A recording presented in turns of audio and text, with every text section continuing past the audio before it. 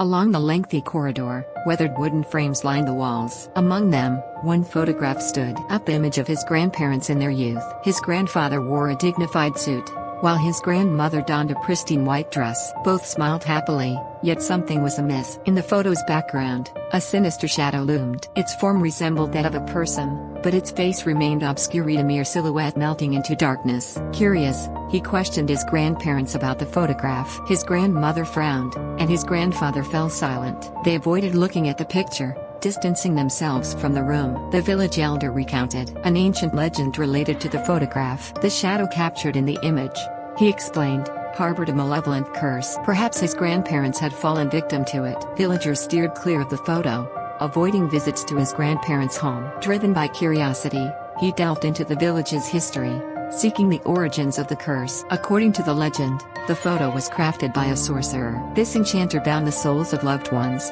imprisoning them within the photograph. Returning to his grandparents' house, he grasped the photo. The shadow seemed to stare back at him. Determined, he resolved to free his grandparents' souls. By unraveling the sorcerer's curse, he journeyed to a distant mountain, seeking the sorcerer's tomb. There, before the grave, he chanted incantations and set the photo ablaze. The shadow dissipated, and his grandparents' souls were liberated. Yet, as he examined another photograph, one he discovered of himself, the shadow persisted. Had he too fallen under the curse?